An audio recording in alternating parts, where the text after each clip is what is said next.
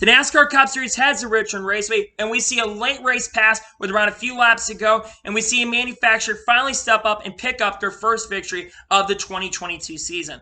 What's going on, guys? It's Daniel, and welcome back to our video. Just got done watching NASCAR Cup Series race from Richmond Raceway, the Toyota Owners 400, and I have a lot to talk about from the race, so let's go ahead and just jump straight to it. So, before the green flag drop in today's race, a couple drivers would have to go to the rear of the field. Austin Center would have to go to rear of the field for unapproved adjustments, and Justin Haley and Greg Biffle would have to do pass-through penalties and basically would not be able to qualify yesterday, so they have to start at the rear and also have to do pass-through penalties in a few laps into the race. So let's now jump into the race. So Ryan Blaney would lead from the inside and William Byron would lead from the outside. And we see Ryan Blaney able to clear for the lead. And we would all see Justin Haley and Greg Biffle be able to make their pit stops because of their penalties. The first caution this race would come out on lap number 8 as Kurt Busch, who really I thought was going to have a good run today, he unfortunately was really slow on the front stretch and basically had ECU issues and fuel pressure in the car and basically stopped on the crash, bringing out the first caution on lap 11 of this race. And we saw a couple guys come down pit road. This included Austin Center, Kyle Larson, Ty Dillon, Ricky Stenhouse Jr., and Cody Ware would all come down pit road and put on some scuff tires. So, on the restart, Ryan Blaney lead from the inside and William Byron on the outside. And we see Ryan Blaney able to get the race lead. And Ryan Blaney really started pulling away. And we saw a battle between Kyle Busch and William Byron for second. And we basically would see Ryan Blaney pretty much dominate the first stage here at Richmond. We saw some contact at a point between Chase Briscoe and Cineric had some issues as, well, not Cineric. Chase Briscoe would have some contact with Chase Elliott and drop all the way back to 20th. Ryan Blaney would dominate stage number 1 and win stage 1 here at Richmond Raceway. We see the leaders come down pit road with Ryan Blaney basically winning the race off pit road, and unfortunately Alex Bowman, he would get penalized for pitting outside the box and would have to drop to the rear of the field. So on the restart, Ryan Blaney lead from the inside and Ross Chastain on the outside, and Ryan Blaney is able to keep the race lead. Then a few laps later, Ryan Blaney complains about some brake shake on the radio, but luckily those issues seem to have basically gone away, and basically there's no more issues. It seems like once the tires came in, they really did not become an issue.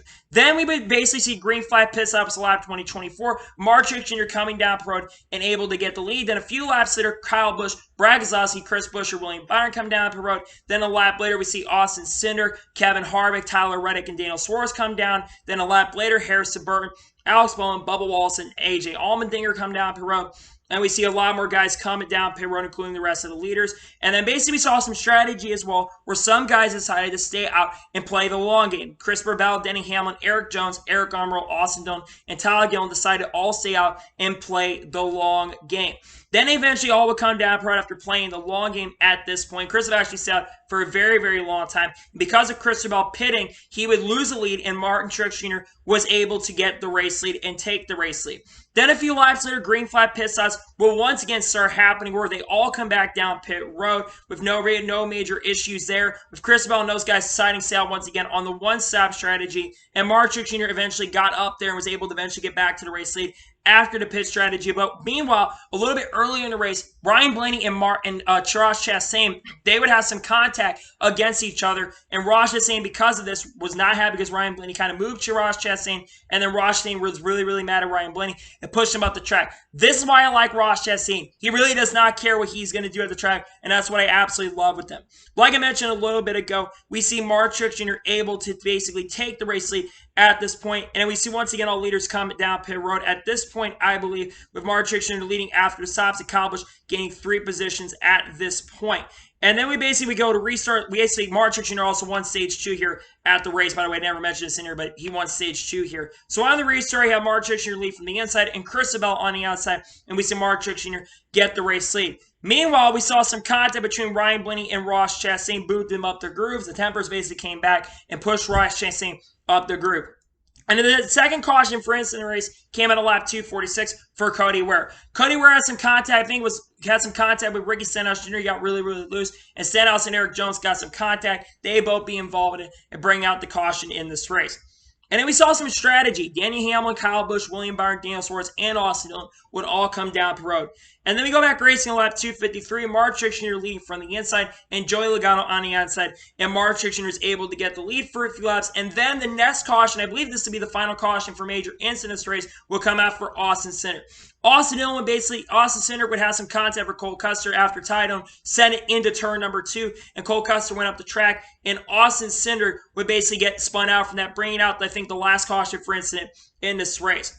And then we see a couple guys play some strategy here. This would be Austin Dillon, William Byron, Daniel Suarez would all stay out while the rest leaders came down pit road. Meanwhile, Joey Logano had a terrible pit stop and would drop a ton of spots and would drop to the back of the field, drop all the way, I think, about 16th or 17th on pit road. And then on the restart, I have William Byron leading from the inside and Daniel Suarez on the outside. And we see William Byron able to get the lead and basically kept the lead pretty much for the most and next portion of this race. And then we saw some strategy in this race start happening. On lap 296, we see Chris Buescher come down pit road. Then we would see all the other guys come down the road after every lap. Chase Elliott pitted one lap. Then the next lap, we see Chris Bell, Austin Dillon, and Harrison Burton come down pit road. Then the next lap, Denny Hamlin, Tyler Reddick, and Brad Keselowski came down pit road.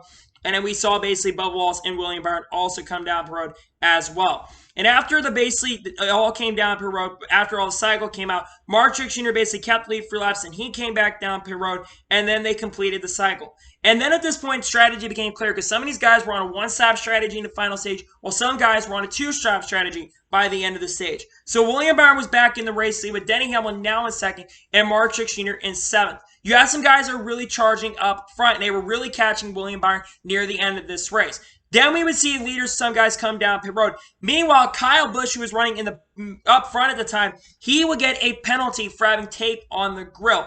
They noted, though, during the broadcast that the crew chief told him 200 laps ago he put it on, and they unfortunately penalized him. It is a tough break. It is a rule. You are not supposed to put it in a legal area on the grill. You're not supposed to basically put it on the grill, which is illegal now in NASCAR, so you cannot put it on the grill anymore. So Kyle Busch got a penalty for that. Then we basically see that some guys decided to come down the road, and the strategy became clear. Austin Dillon, Kevin Harvick, Christopher Bell, Tyler Reddick, Chase Elliott, Harrison Burton, and Denny Hamlin were all on the two-strap strategy, so it's going to be interesting to see if those guys can get back out on front.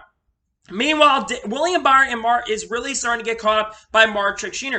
But Kyle Larson is also starting to catch these guys and is really starting to make up a ton of ground. Meanwhile, Denny Hamlin and Kevin Harvick are charging up to the front, and they are rapidly catching the leaders, including Larson, Truex, and William Byron for this race. And with around 6 or 7 laps to go, with 10 to go, they were within 3 seconds. I'm like, oh crap, these guys might beat William Byron here near the end of this race.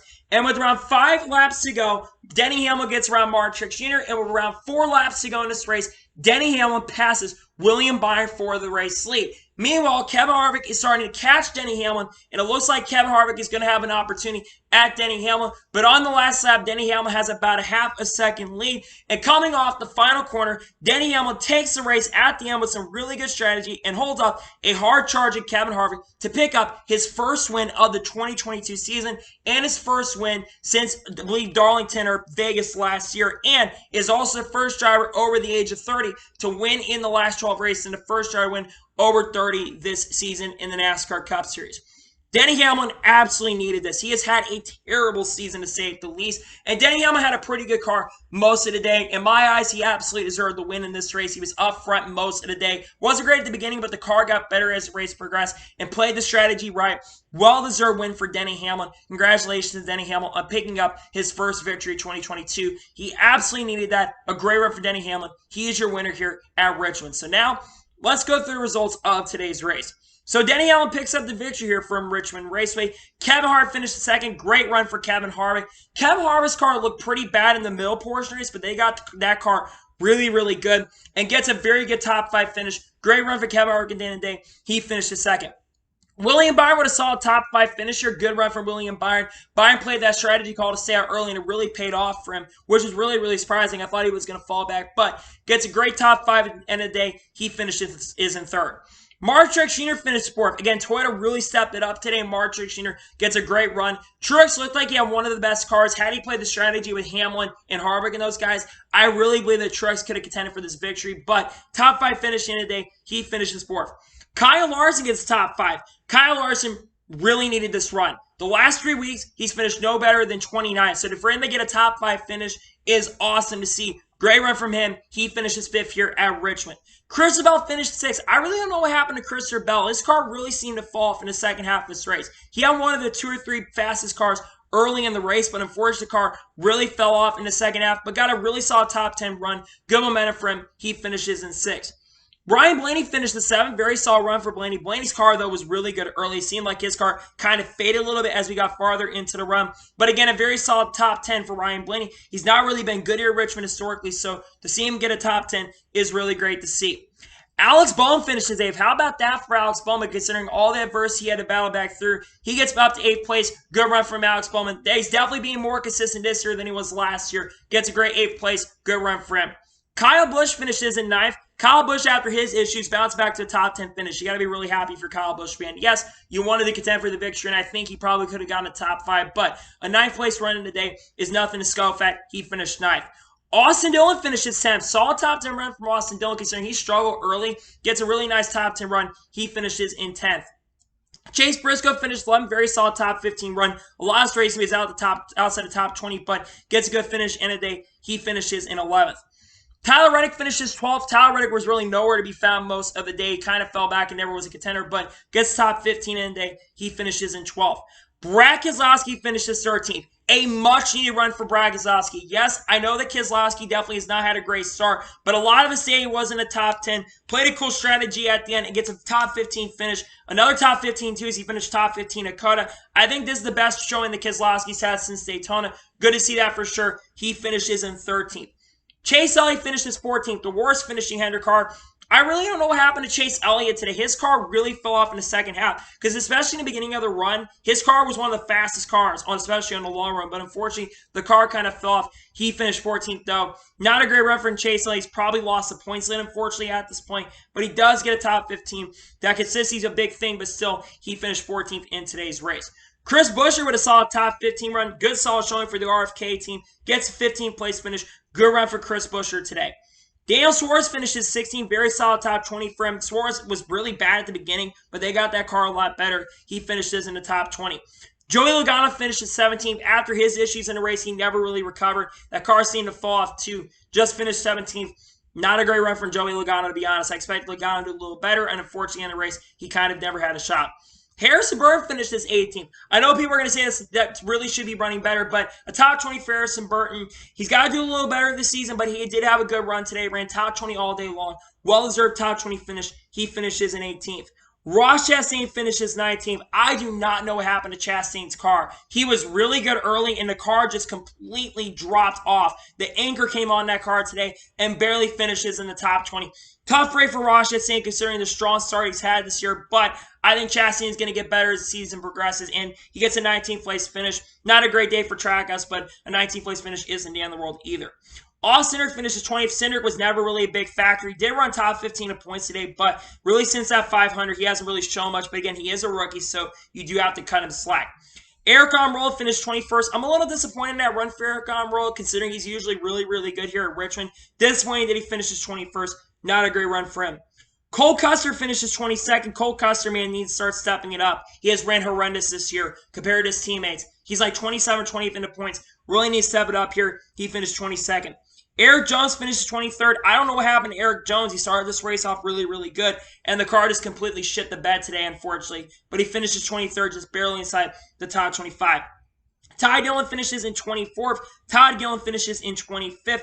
Bubba Wallace finishes 26th. Man, Bubba Wallace, there's no excuses for 23-11 racing. That was a terrible run for Bubba Wallace today. And they had a top 20 car points, but they've had issues with loose wheels. This group has got to do better. There's no excuses for it. He's got to start stepping up. And 23-11 definitely all together needs to step it up. But Bubba Wallace especially needs to step it up. He should be performing better, and he's not really doing great right now. Unacceptable that they cannot get these wheels tight on that 23 team. Unacceptable.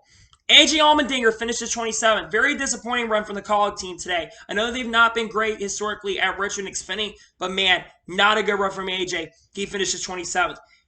Ricky Stenhouse Jr. finishes 28th. Jess Haley finishes 29th. Michael McDowell finishes in 30th. Corey LaJoie finishes 31st. 32nd for Landon Castle. 33rd for J.J. Lee. 34th, BJ McLeod. Kurt Busch, after his issues, a man, it's unfortunate because I think Kurt would have had a good run today. He finishes 35th. And finishing 36th, Cody Ware. 37 for Gray Biffle. And finishing last is Gray Biffle in this race in 37. So now, let's talk about the overall race as a whole and give you my score of today's race here at Richmond Raceway.